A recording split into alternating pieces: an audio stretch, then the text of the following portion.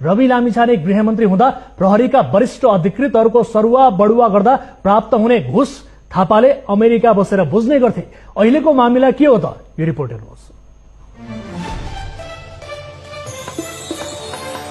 America बसेर राष्ट्रिय स्वतन्त्र पार्टीको केन्द्रीय समिति सदस्यको रूपमा काम गर्ने भनिएका मोहनजङ थापा त्यहीको विमानस्थलबाटै गिरफ्तार भएका छन्।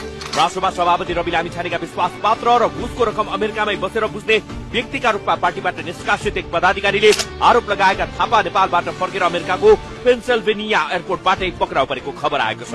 अहिले उनलाई फिलाडेल्फिया स्थित प्रहरीले हिरासतमा राखेर अनुसन्धान गरिरहेको छ। उनीमाथि पछिल्लो पटक लागेको अभियोग के हो भन्ने खुलिसकेको छैन, तर उनको आपराधिक रेकर्ड भने अमेरिकामा पहिले नै खराब छ। करिब एक साता अघि नै थापा पक्राउ परेको भए पनि यो खबर चाहिँ हालै मात्रै सार्वजनिक भएको हो। थापा विगतमा बाल्टिमोर स्थित नेपाली समुदायको छाता संगठन बाराको संस्थापक अध्यक्ष समेत थिए। अमेरिकामा थापामाथि बढीमा 3 वटा आपराधिक घटनामा मुद्दा चलेको थियो।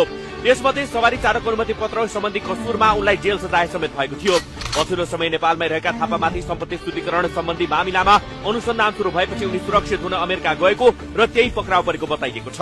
राष्ट्रसभाको राजनीतिमा प्रवेश गरेदेखि नै नेपालमा समेत चासोमा परेका थापाबारे स्वतन्त्र पुष्टि हुने धेरै मामिला सार्वजनिक भइसकेका छैनन्। तर सन् 2002 अक्टोबर 8 मा United States attorney district of मेरील्यान्डले जारी गरेको एक नोटिसमा थापाको 23 वर्ष अघिको अपराधको यो विवरण हेर्नुहोस्। यो नोटिसमा बाल्टिमोर निवासी एक व्यक्ति फर्जी सवारी लाइसेन्स सम्बन्धी ठगी प्रकरणमा पक्राउ परेको विषय उल्लेख गरिएको छ। यो विवरणमा मोहनजङ थापाको नाम केही फरक लेखिएको छ। नोटिसको विवरणमा मोहन बी थापा उल्लेख गरिएको छ, जहाँ बी भन्नाले बहादुर वा वीर यस्तै केही हुन सक्ने अनुमान गर्न गाह्रो छैन।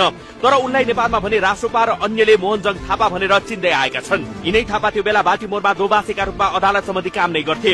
उनले अन्य व्यक्तिहरूलाई नक्कली लाइसेन्स बिक्री गरेको भेटिएपछि सन् 2002 अक्टोबर 27 मा उनलाई गिरफ्तार गरिएको थियो।